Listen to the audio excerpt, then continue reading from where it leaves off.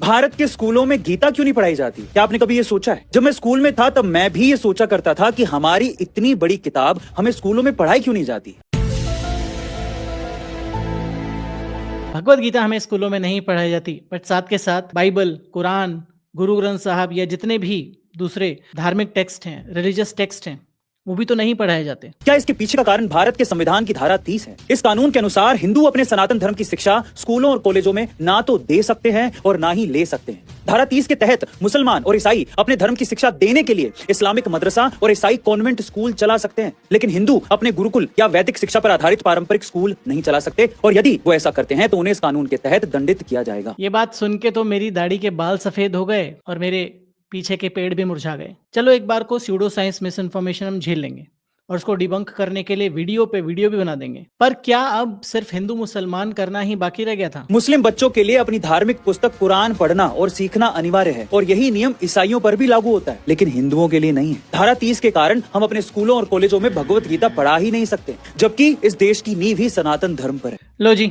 अब pseudo science और miss information के साथ हिंदू मुस्लिम का तड़का भी मुफ्त मुफ्त मुफ्त। तो स्वागत है आपका इंस्टा ज्ञान के एक नए एपिसोड में। मेरा नाम है रवि और आज हम इंस्टा ज्ञान के एक बहुत ही स्पेशल वीडियो में पड़ताल करने वाले हैं फिर से अरविंद अरोड़ा के मिस इन्फॉर्मेशन और स्यूडो साइंटिफिक क्लेम्स की। इस सीरीज के पार्ट 1 और पार्ट 2 में हमने डिटेल में A2 सर के मिस इन्फॉर्मेशन और स्यूडो साइंस की पड़ताल की थी और हमने कहा था बस करो A2। हालांकि A2 का मिस इन्फॉर्मेशन और स्यूडो साइंटिफिक रील्स बनाने का चलन थोड़ा कम हुआ है रिसेंट टाइम्स में, बट अभी भी बहुत सारी ऐसी रील्स है जिन पर बात किया जाना बहुत जरूरी है। पूरा वीडियो देखिए और सब्सक्राइब भी जरूर कर लीजिए। तो करना।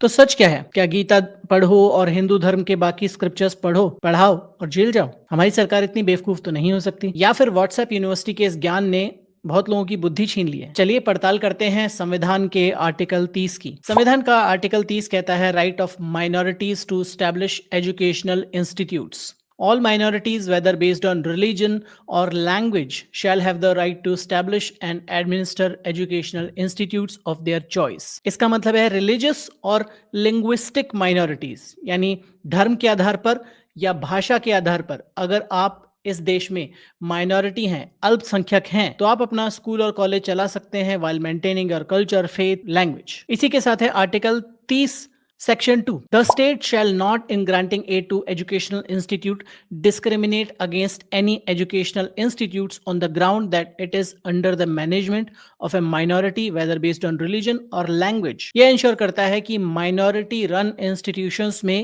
धर्म या भाषा के आधार पर कोई भेदभाव ना किया जाए। ये इसलिए भी जरूरी है कि हमारा देश पाकिस्तान, बांग्लादेश या अफगानिस्तान ना बन जाए, जहां माइनॉरिटीज को ना ही दंडित किया जाता है बल्कि मारा जाता है, काटा जाता है, उनका मास इरेडिकेशन कर दिया जाता है। तो अब सवाल ये है कि क्या इन सब का मतलब ये है कि हिंदू अपने धर्म की शिक्षा स्कूलों में नहीं दे सकते? क्या भगवत गीता और बाकी स्क्रिप्चर्स पढ़ने और पढ़ाने पर जेल हो जाएगी? बिल्कुल नहीं। जितना भी धार्मिक ज्ञान है, भले ही वो किसी भी धर्म का हो, हिंदू, मुस्लिम, सिख, ईसाई या किसी भी और धर्म का, उसको गवर्नमेंट रन स्कूल्स में नहीं दिया जा सकता। ये सिर्फ हिंदू धर्म के लिए नहीं है, बाकी सभी धर्मों के लिए भी लागू है। इसका मेन कंफ्यूजन आता है आर्टिकल 28 से, जिसके 2 सब सेक्शन है। Article 28 section 1, religious instruction is prohibited in government funded institutions, और article 28 section 3, students can receive religious teachings in state aided schools only with their consent or their guardians consent if they are minor. तो इसका मतलब है कि अगर school 100% government funded है तो वहां पर किसी भी धर्म की रिलीजियस एजुकेशन नहीं दी जा सकती, ना गीता, ना बाइबल, ना कुरान। अगर स्कूल पार्शली फंडेड है तो रिलीजियस टीचिंग्स दी जा सकती हैं, वो भी बिना जोर जबरदस्ती के। तो मोटा मोटी बात यह है कि मिशनरी स्कूल्स में बाइबल पढ़ाई जा सकती है, मदरसों में कुरान पढ़ाया जा सकता है, और अगर गुरुकुल टाइप के स्कूल बनाए जाएंगे तो उसमें हिंदू रिलीजियस टेक्स्ट, वेद, पुराण, गीता भी पढ़ाई जा सकती है और उन्हें कोई भी नहीं रोक सकता। जिनको भी इस पे शक है वो ओरिजिनल कॉन्स्टिट्यूशन पढ़ें और व्हाट्सएप यूनिवर्सिटी का ज्ञान ना ले। कोई भी कमेंट सेक्शन में इस चीज से डिसएग्री करता है तो अपने फैक्ट खुद प्रेजेंट कर सकता है और उस चीज को हम नेक्स्ट वीडियो में जरूर प्रेजेंट करेंगे। पर ये मैं आपको सर्टेनिटी के साथ बता सकता हूं कि गीता बैन जो बहुत सारे इन्फ्लुएंसर्स स्पेशली इस तरह के जो पॉलिटिकली मोटिवेटेड हैं परपेचुएट करते हैं, उसका प्रचार करते हैं और इस तरह की रील्स बनाते हैं जो धार्मिक उन्माद बढ़ा सकती हैं, हिंदू मुसलमान में डिवाइड क्रिएट कर सकती हैं। इनको रोका जाना बहुत ज्यादा जरूरी है। पर यहाँ पर एक बात जरूर ध्यान देने की है कि जितने भी माइनॉरिटी इंस्टीट्यूशंस हैं, धार्मिक इंस्टीट्यूशंस हैं, उन पर सरकार को एक बार और कड़ी नजर डालने की जरूरत है। उनकी ऑटोनॉमी पर विचार करने की जरूरत है। जो आपने अभी देखा वो है व्यूज और सब्सक्राइबर्स लेने की निंजा टेक्निक हमारे देश में। और ये काम ये पहली बार नहीं कर रहे हैं, ये खुद करते हैं। इनके पॉडकास्ट पर जो गेस्ट आते हैं वो करते हैं। और यही नहीं, अंधविश्वास, स्यूडो साइंस, मिस इन्फॉर्मेशन भी इसके साथ फैलाते ही हैं। हिंदू माँ बाप को अपने बच्चों को ये सिखाना चाहिए कि सभी धर्म समान है। मुझे नहीं लगता। मुझे ऐसा लगता है कि हिंदू धर्म से बड़ा कोई धर्म ही नहीं है, क्योंकि इससे बड़ा दिल किसी और धर्म का हो ही नहीं सकता। हिंदू धर्म से बड़ा कोई धर्म नहीं है, बहुत अच्छी बात है। बट सभी धर्मों की इज्जत करना भी हिंदू फिलॉसफी का ही एक पार्ट है।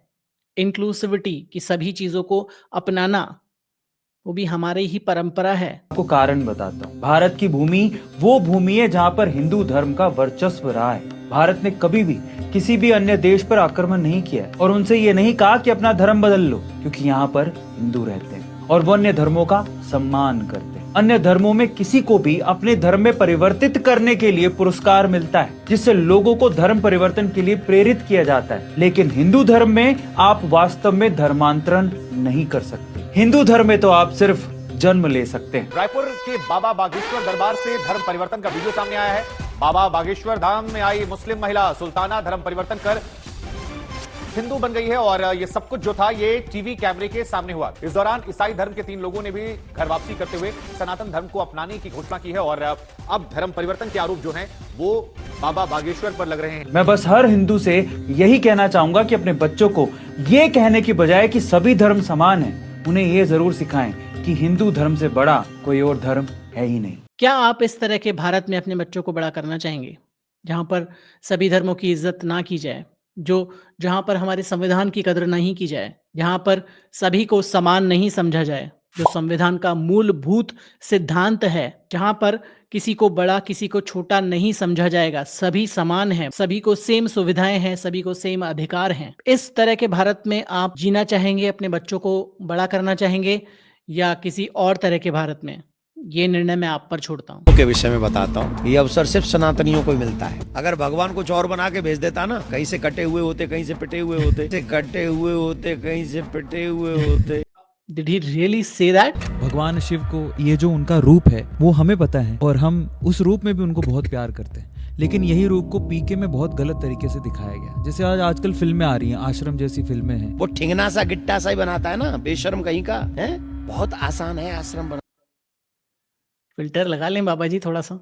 तो इन बाबा जी की बात किसी और वीडियो में डिटेल में की जाएगी कि किस तरह से ये पब्लिक को बरगलाने का काम करते हैं धर्म के नाम पर।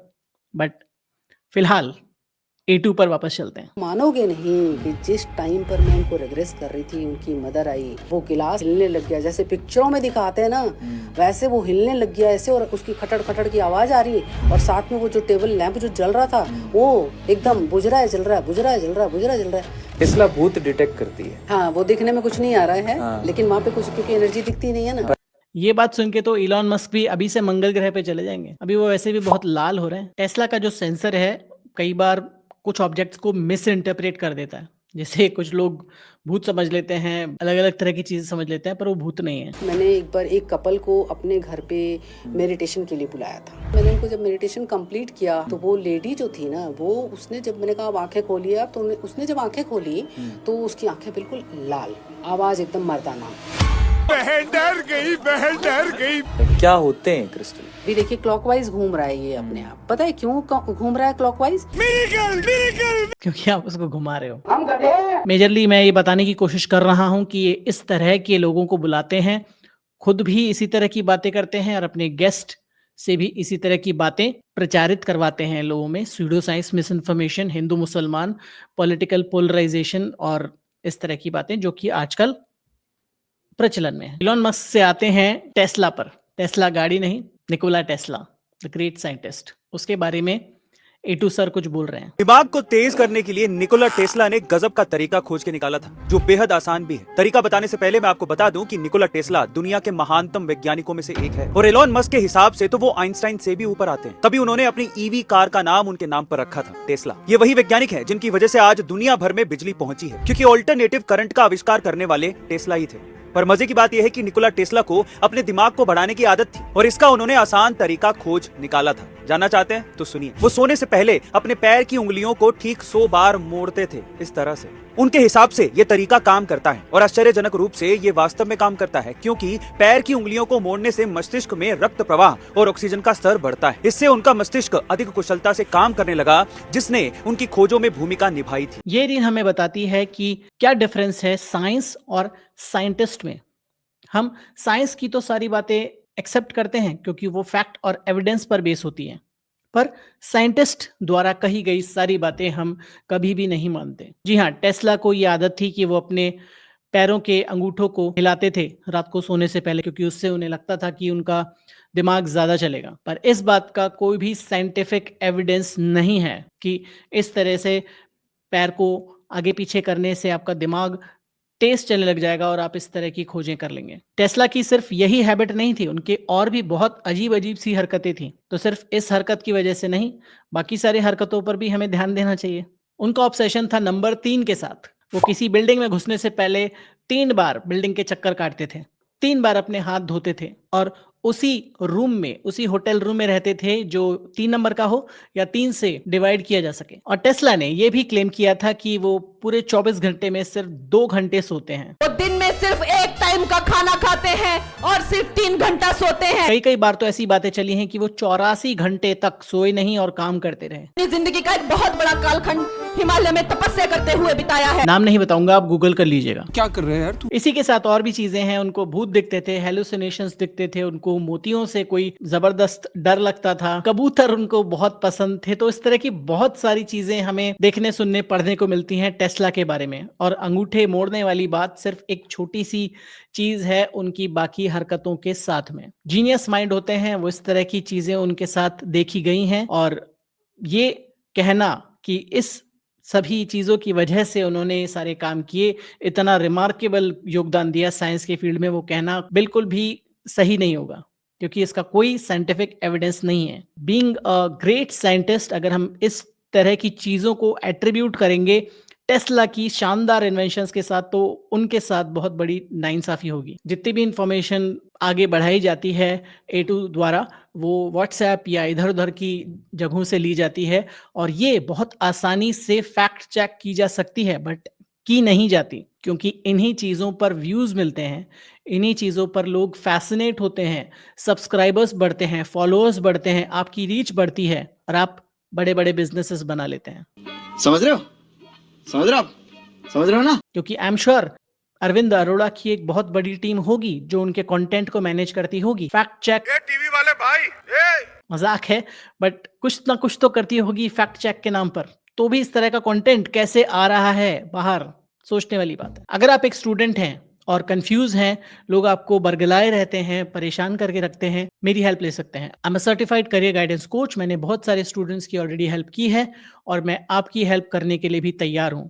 You can reach out to me, my email is logicalproject1@gmail.com। ये ब्लैक होल जो यूनिवर्स की सबसे मिस्टीरियस चीज है, उसका नाम भारत से कैसे पड़ा? इसका भारत से रिश्ता क्या है? कहते हैं कि इस यूनिवर्स की चाबी है ब्लैक होल, सबसे ज्यादा रहस्यमयी, जिसे जानने के लिए दुनिया भर के वैज्ञानिक उतावले हैं। और सबसे पहले एल्बर्ट आइंस्टाइन ने इसके बारे में अपनी थ्योरी ऑफ रिलेटिविटी में बताया था कि यूनिवर्स में एक ऐसी बेहद काली जगह हो सकती है जिसकी ग्रेविटी यानी कि खिंचाव अनंत है, जिसके जद में एक बार कोई आया तो वो उस गहरे काले कुएं में खींचा चला जाएगा और फिर वापस लौट के कभी नहीं आएगा। वो बड़े बड़े स्टार्स और यहाँ तक कि धरती को भी निगल सकता है। जब पता लगा कि ऐसी जगह है यूनिवर्स में तो नाम क्या दिया जाए, तब उन्हें याद आई ब्लैक होल ऑफ कोलकाता की ये घटना जिसने भारतीय इतिहास की रूह कपा दी थी। ब्लैक होल ऑफ कोलकाता की कहानी जिससे ये नाम ब्लैक होल दिया गया यूनिवर्स की सबसे बड़ी मिस्टीरियस चीज को। आज भी ब्लैक होल विज्ञान को जानने वालों में मोस्ट सर्च टॉपिक है,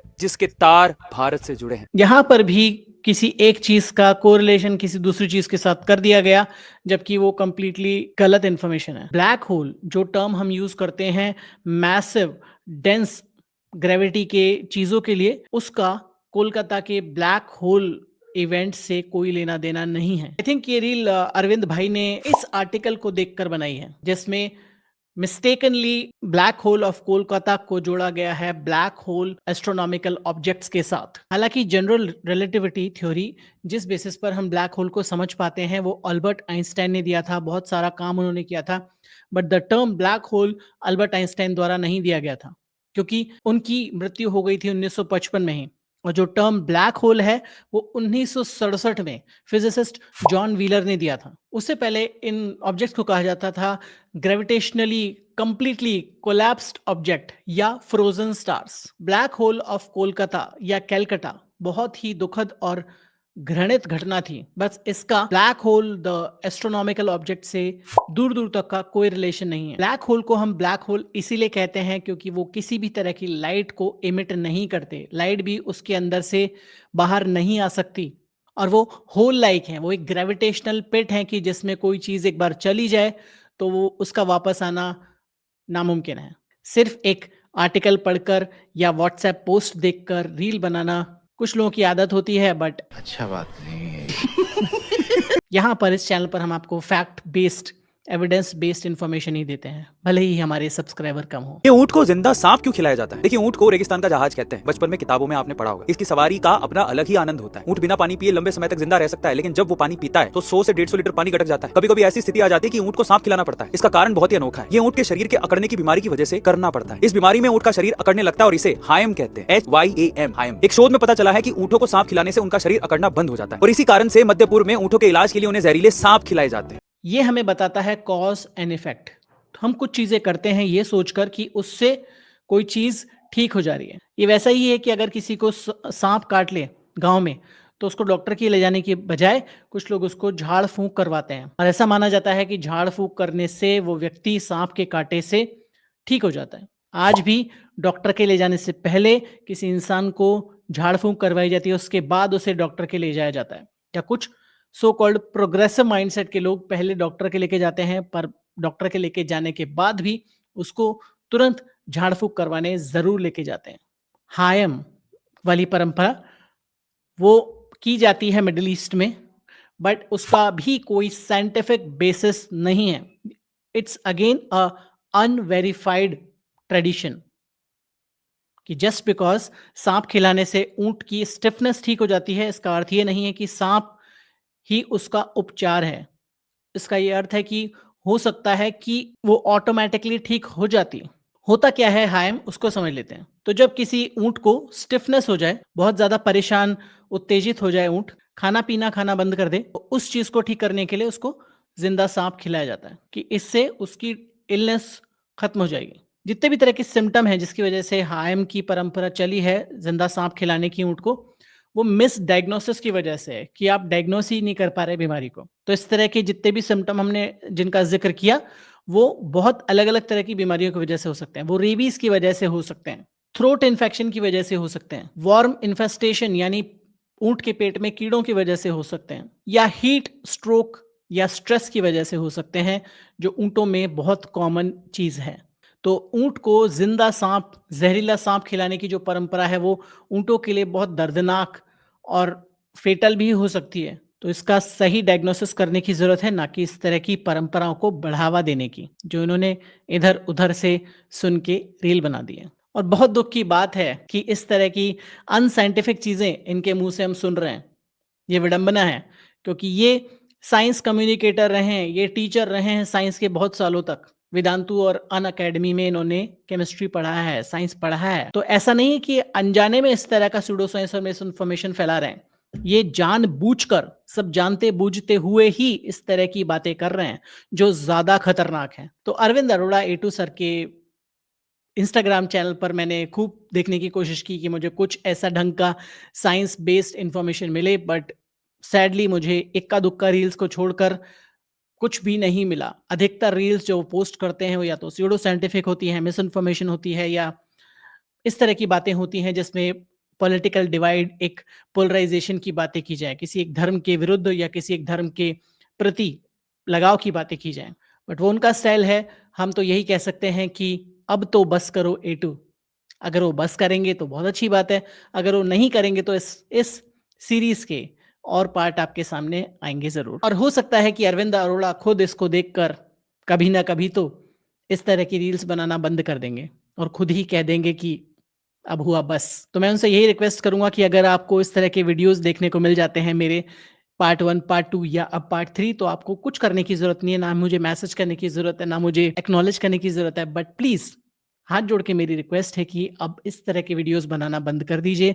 और अगर आप साइंस बेस्ड वीडियो नहीं बनाना चाहते, एटलीस्ट स्यूडो साइंस और मिस इन्फॉर्मेशन बेस्ड वीडियो भी मत बनाइए। हम पर इतना सा एहसान कर दीजिए। अगर आपको मेरी टी शर्ट पसंद आ रही है तो आप अपनी टी शर्ट ऑर्डर कर सकते हैं नीचे दिए गए शॉपिंग टैब से, और इस तरह के और भी डिजाइन, बेहतरीन डिजाइन आपको देखने को मिलेंगे।